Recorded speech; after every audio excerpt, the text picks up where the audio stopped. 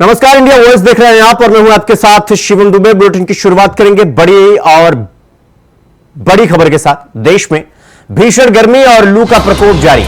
20 से 21 जून तक लखनऊ में दस्तक दे सकता है मानसून और 19 जून से बिहार झारखंड में पश्चिमी विक्षोभ बनने की उम्मीद। पंजाब, हरियाणा, दिल्ली, एनसीआर में राहत मिल सकती है और इन 19 जून तक प्रचंड लू से राहत मिलने की उम्मीद है। और 20 और 21 जून तक लखनऊ में मानसून दस्तक दे सकता है। तो ये बड़ी खबर हम आपको भीषण गर्मी को लेकर बता रहे हैं। देश में लू का प्रकोप लगातार जारी है और 20 से 21 जून तक बताया जा रहा है कि लखनऊ मानसून दस्तक दे सकता है, मानसून पहुंच सकता है और 19 जून से बिहार झारखंड में पश्चिमी विक्षोभ बनने की उम्मीद बताई जा रही है। यानी कि पंजाब, हरियाणा, दिल्ली, एनसीआर में राहत मिल सकती है।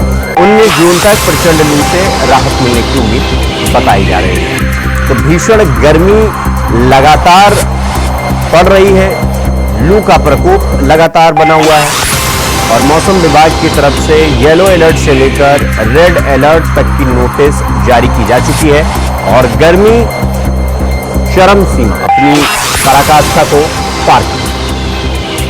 तो देश में भीषण गर्मी और लू का प्रकोप लगातार जारी। लोगों का घर से निकलना दुश्वार हो रहा है। 20 से 21 जून तक लखनऊ में फिलहाल मानसून आ सकता है और 19 जून से बिहार और झारखंड में पश्चिमी विक्षोभ बनने की उम्मीद है।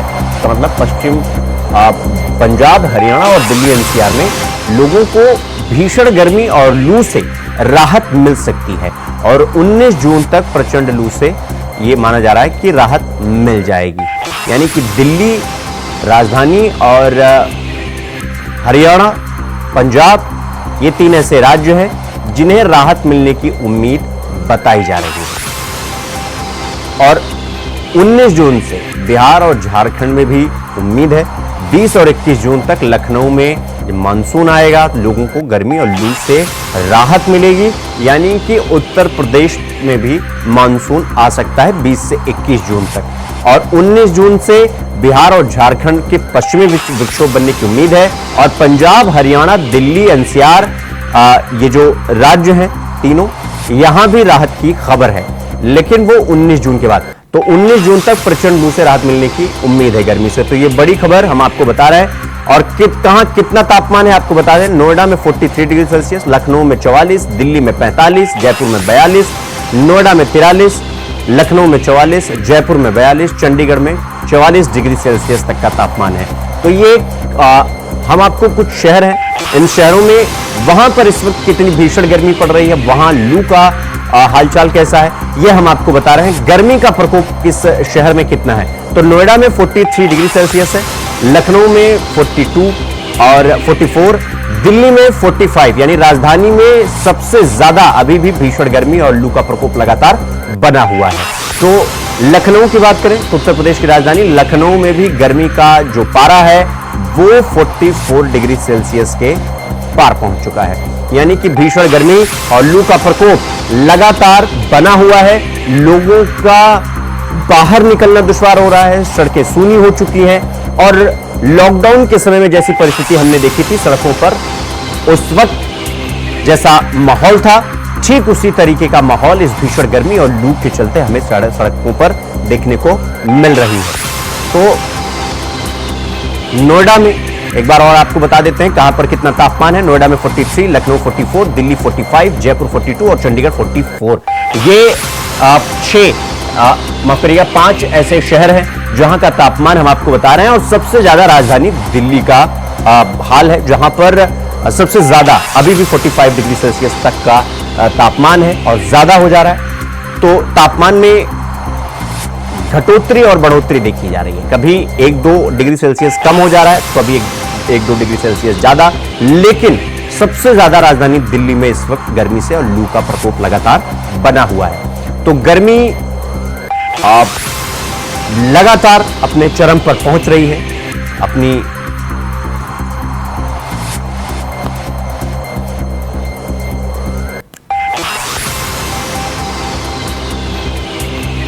तो इस खबर पर हमारे साथ लखनऊ से कृष्णा मिश्रा हमारे सहयोगी जुड़ रही हैं।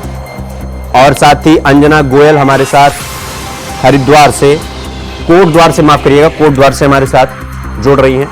कुलदीप सैनी हमारे साथ, हमारे सहयोगी जयपुर से जुड़ रहे हैं। तो अंजना, सबसे पहले मैं आपके पास आना चाहूंगा, इस वक्त गर्मी का क्या हाल है? सड़कों पर लोगों का इस वक्त मौजूदगी है या नहीं है? क्योंकि जिस तरीके से गर्मी पड़ रही है, हमें वो लॉकडाउन के दिन याद आते हैं जब सड़कों पर कोई दिख नहीं रहा था, उसी तरह का कुछ माहौल बना हुआ है। अंजना। जी हाँ, मैं आपको बता दूं, जिस तरह से गर्मी बहुत ज्यादा है, ऐसे में लोग घरों से नहीं निकल रहे हैं, सड़कों पर सन्नाटा पसरा हुआ है।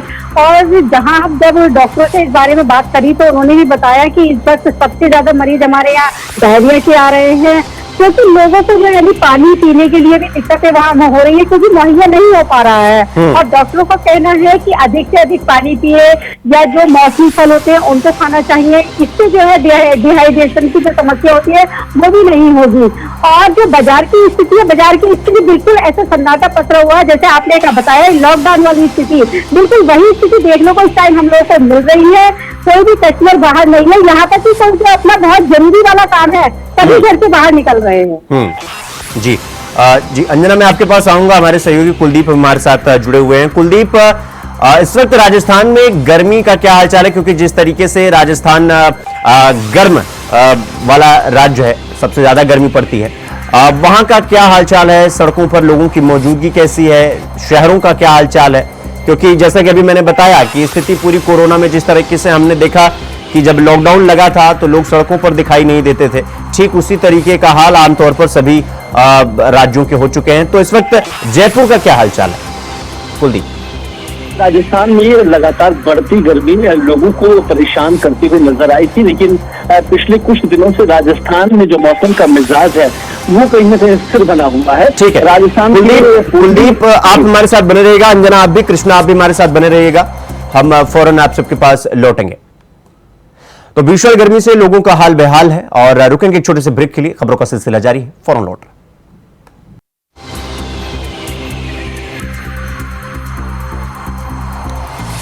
तो हमारे साथ हमारे सहयोगी कुलदीप मिश्रा हमारे साथ हैं, अंजना हमारे साथ हैं और कुलदीप सैनी हमारे साथ बने हुए हैं। 3 अलग अलग शहरों से हमारे तीनों सहयोगी बने हुए हैं। तो कुलदीप, मैं आपके पास आना चाहूंगा, चूंकि राजस्थान एक गर्म प्रदेश माना जाता है, चूंकि रेगिस्तान के कुछ इलाके जहां पर भीषण गर्मी पड़ती है। तो मैं आपसे ये जानना चाहूंगा कि अभी वहां पर सड़क से लेकर शहर तक का क्या हालचाल है? लोग बाहर निकल रहे हैं कि नहीं? पीने की पानी की व्यवस्था है? और प्रशासन की तरफ से इस भीषण, इस पूरे लू के समय में क्या कुछ व्यवस्था की गई है? कुलदीप। देखिए, राजस्थान मध्य प्रदेश होने के साथ साथ यहाँ हर साल गर्मी पड़ती है, लेकिन पिछले जिन दिनों में गर्मी का दौर शुरू हुआ, राजस्थान के लिहाज से पिछले 2 दशक में ऐसी भीषण गर्मी पड़ी है। लेकिन राजस्थान के अगर फिलहाल अभी के मौसम की बात करें तो अभी मौसम स्थिर बना हुआ है।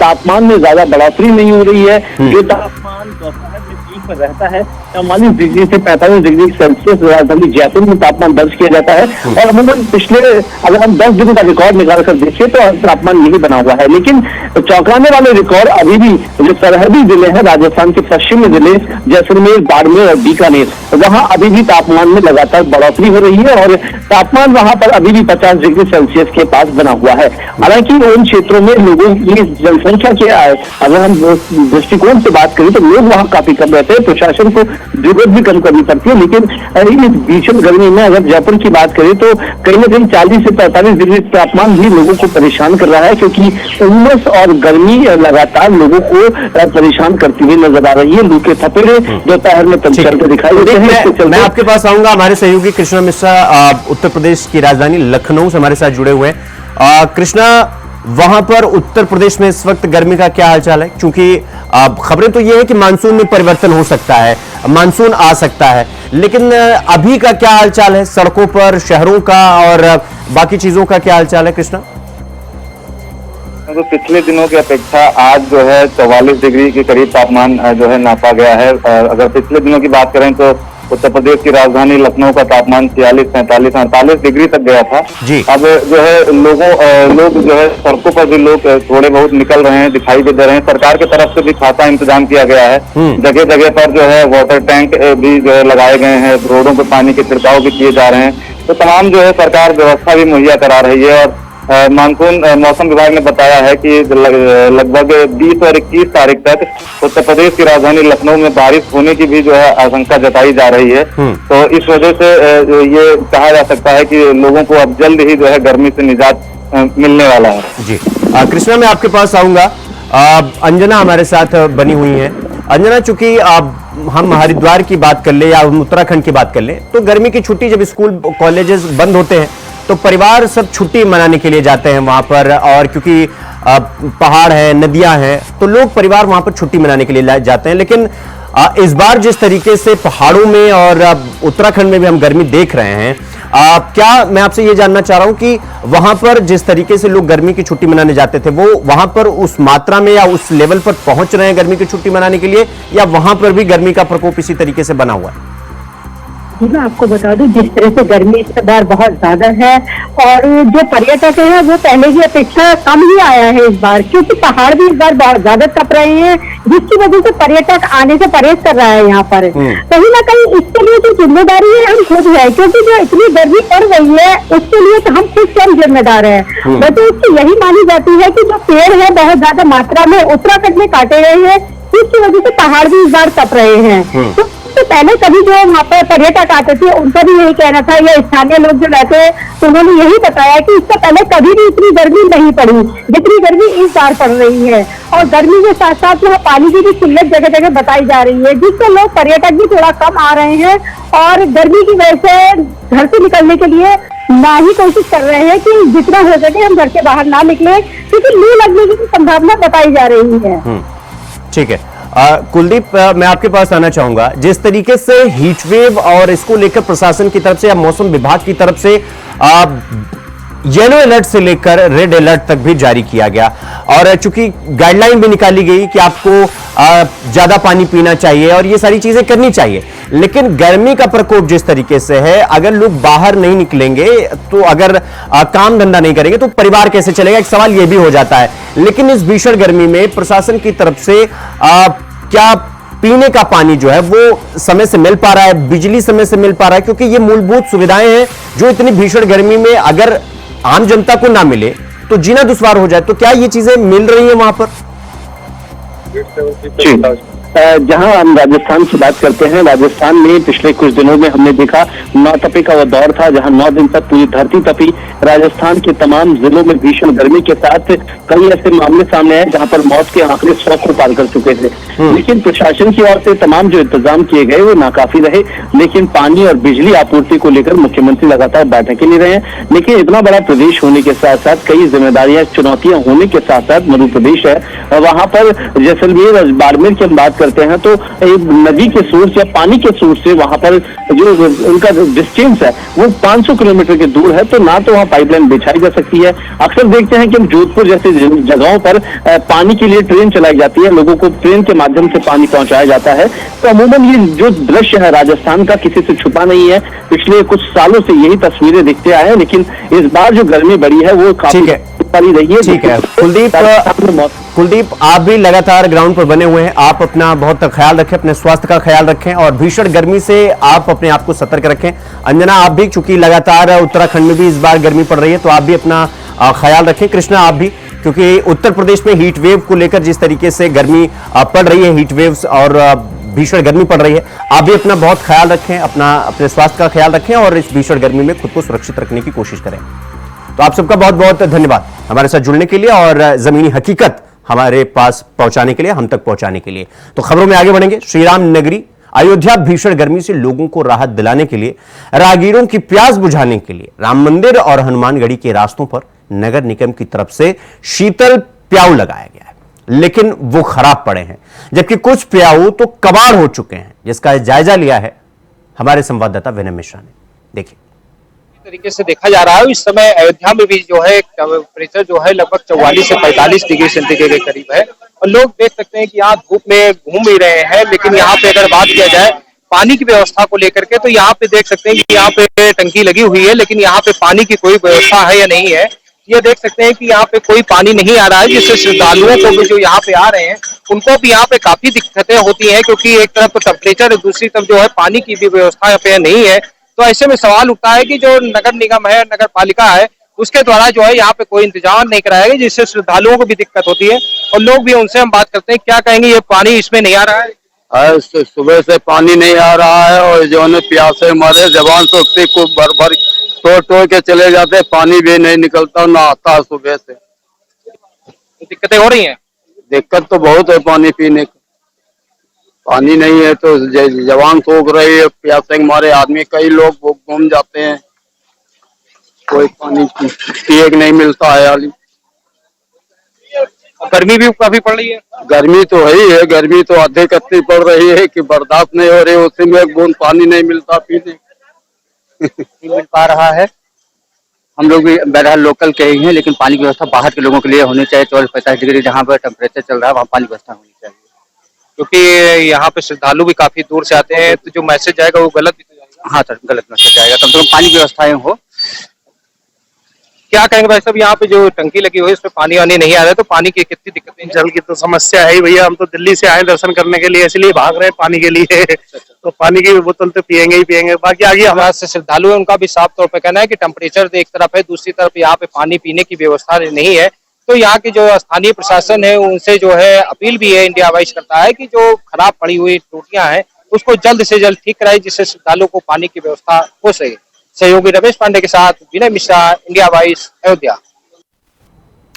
तो भीषण गर्मी अपनी पराकाष्ठा को पार कर रहा है और लगभग 45 डिग्री सेल्सियस तक का पारा हर राज्य में ऊपर जाता हुआ दिखाई दे रहा है। खबरों में आगे बढ़ेंगे एक और बड़ी खबर के साथ। प्रधानमंत्री मोदी के वाराणसी दौरे से जुड़ी हुई ये बड़ी खबर हम आपको बता रहे हैं। 2 दिवसीय दौरे पर आज काशी पहुंचेंगे प्रधानमंत्री मोदी और प्रधानमंत्री मोदी के आगमन को लेकर तैयारियां जोरों पर है। आपको बता दें कि 50,000 किसानों से प्रधानमंत्री संवाद करेंगे और केंद्रीय कृषि मंत्री शिवराज सिंह चौहान भी वाराणसी पहुंच चुके हैं। तो शिवराज सिंह चौहान भी प्रधानमंत्री मोदी के साथ मौजूद रहेंगे वाराणसी में। किसान सम्मान निधि और किसानों के खाते में आज ट्रांसफर किया जाएगा।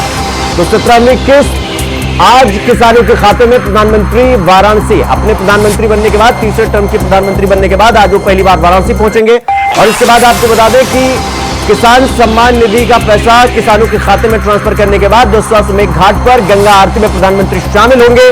बाबा काशी विश्वनाथ का दर्शन पूजन करेंगे प्रधानमंत्री मोदी और इसके बाद बरेका गेस्ट हाउस में प्रधानमंत्री विश्राम करेंगे। तो ये बड़ी खबर हम आपको बता रहे हैं वाराणसी।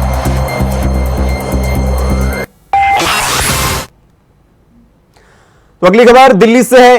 बड़ी खबर हम आपको बता रहे हैं। यूपी के मुख्य सचिव दुर्गा शंकर मिश्रा ने मुलाकात की है गृह मंत्री अमित शाह से और गृह मंत्री अमित शाह ने मुलाकात की है। मुख्य सचिव ने मुलाकात की। इस महीने रिटायर हो रहे हैं मुख्य सचिव और मुख्य सचिव पद पर 3 बार उन्हें सेवा विस्तार मिल चुका है। तो दिल्ली से यह बड़ी खबर हम आपको बता रहे हैं। गृह मंत्री अमित शाह से मुलाकात की है मुख्य सचिव ने और मुख्य सचिव अपने पद से उन्हें 3 बार सेवा विस्तार मिल चुका है, यानी रिटायरमेंट के बाद 3 बार उन्हें आगे और बढ़ाया गया सेवा देने के लिए। और ये बड़ी खबर हम आपको बता रहे हैं। सचिव जो यूपी के मुख्य सचिव दुर्गा शंकर मिश्रा, गृह मंत्री अमित शाह से उन्होंने मुलाकात की और इस महीने मुख्य सचिव दुर्गा शंकर रिटायर। तो ये बड़ी खबर हम आपको बता रहे हैं। तो बुलेटिन में फिलहाल अभी के लिए बस इतना ही। देश और दुनिया की तमाम खबरों को देखने के लिए देखते रहिए इंडिया वॉइस। नमस्कार।